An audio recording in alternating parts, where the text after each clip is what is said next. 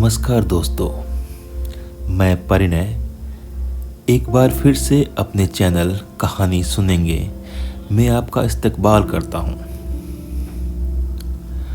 आज की कहानी कोई साधारण कहानी नहीं है। यह एक तस्वीर की चुप चीख है, जहाँ शब्द कम पड़ जाते हैं। वहाँ दो मासूम बच्चों का वह आलिंगन बोल उठता है। रेगिस्तान की इस धूल में सिमटा यह आखिरी आलिंगन बस प्यार नहीं है, यह जंग से छूटे दो मासूम सपनों की अंतिम उम्मीद है। तानो और अबेल, खून से नहीं दुखों से जुड़े दो भाई, जिनके लिए दुनिया बस इतनी ही थी, एक दूसरे की बाहें।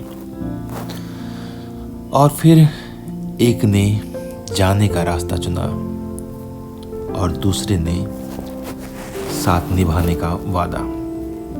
आज हम आपके लिए लेकर आए हैं जोएल लोपेज की कहानी द लास्ट हग। एक ऐसी कहानी जो ना आंखें सूखी रखेगी ना दिल। चलिए शुरू करते हैं आज की हमारी कहानी द लास्ट हग।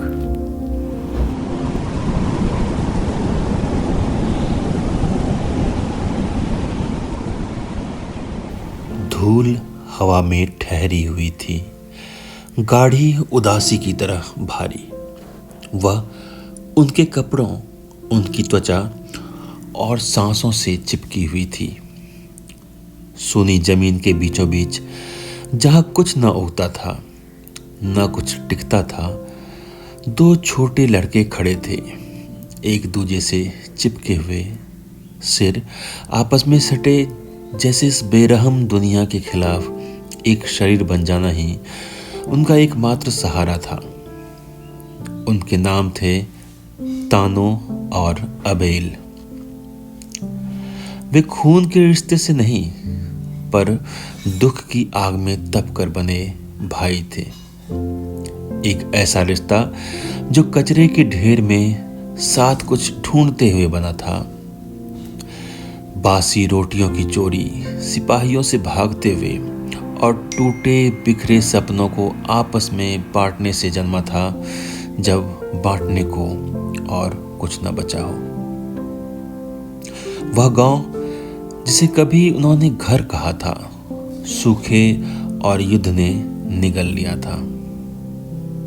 एक सुबह नदी सूख गई, एक दोपहर सैनिक आ गए और एक रात उनका सब कुछ चीखों और धुएं में खो गया।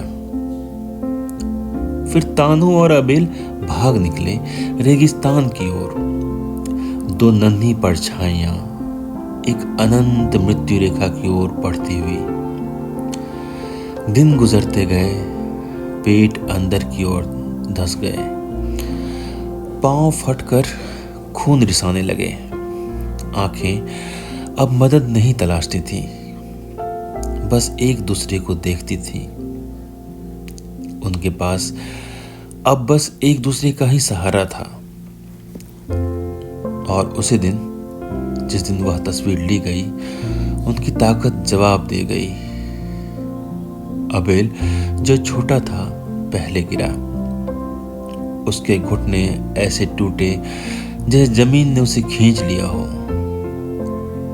तानो ने उसे गिरने से पहले थाम लिया। एक ऐसा आलिंगन तो रक्षा भी था और विदाई भी।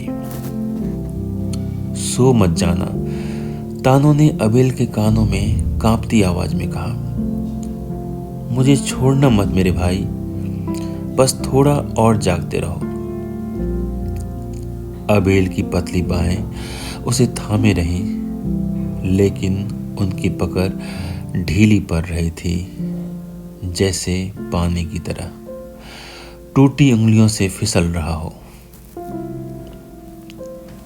ऊपर का आसमान बेरहम फीका सा धूसर था। नीचे की जमीन फटी हुई और धूल में लिपटी थी। कोई नहीं आया, कोई कभी नहीं आता। हम एक जगह ढूंढ लेंगे, तानों ने कहा, गालों पर बहते आंसुओं की साफ लकीरों के साथ। एक जगह जहां पानी हो, पेड़ हो, खाना हो। तुम देखना अबेल, बस थोड़ी देर और जागते रहो। पर अबेल ने कोई जवाब नहीं दिया। उसने तानों का माथा अपने माथे से टिका दिया। उसका शरीर हर पल भारी होता जा रहा था। उसकी सांसें उथली थीं। उसकी धड़कन मानो कोई पंखों वाली नन्ही चिड़िया हो, धीरे धीरे थमती हुई। तानों ने अपनी आंखें बंद की और उसे कसकर पकड़ लिया, जैसे अपने प्यार की ताकत से वह उसमें फिर से जान फूंक देगा। उस पल समय थम सा गया, दुनिया गायब हो गई। न कोई लड़ाई, न कोई युद्ध, न भूख, न मृत्यु। बस दो भाई, दो आत्माएं जो प्रेम की डोर से बंधी गई थी उस शून्य के बीच। और फिर चुपचाप कोमलता से अबेल चला गया। तानों ने उसे महसूस किया। कोई चीख नहीं, कोई विदीर्ण करने वाली पीड़ा नहीं, बस एक हल्की सांस, एक नजाकत से भरा आखिरी अलविदा। वह घंटों वहीं बैठा रहा, भाई की निष्प्राण देह को अपनी बाहों में लिए। धीरे धीरे झूलता हुआ वे लोरियां गुनगुनाता, जो अब शब्दों से भी मिट चुकी थी। जब वह आखिरकार उठा, आसमान और गहरा हो चुका था और तानों भी। उसने नाखूनों से जमीन खोदी, खून तक रिसा आंसुओं के साथ। उसने अबेल को वहीं दफनाया, मिट्टी और पत्थरों से ढक दिया। माटी के उस ढेर को चूमा और कहा, इंतजार करना, सब खत्म होने के बाद मैं तुम्हें ढूंढ लूंगा। फिर वह चल पड़ा रेगिस्तान की ओर अकेले। वह चला क्योंकि रुक जाना हार मान लेना होता, और तानों अभी हारा नहीं था। क्योंकि जब तक वह अबेल के चेहरे को याद करता है, उसकी हंसी, उसके सपने याद करता है, अबेल जिंदा है। उसके भीतर, उसकी सांसों में, उस हर आंसू में जो रेगिस्तान भी सुखा नहीं पाया। और शायद कहीं दूर उस क्षितिज के पार एक ऐसी जगह है जहां भाइयों को मिट्टी में अलविदा नहीं कहना पड़ता। शायद तब तक तानों से आगे लिए चलता रहा, हर कदम में, हर सांस में, हर उस आंसू में जो अभी भी बहना बाकी था। धन्यवाद।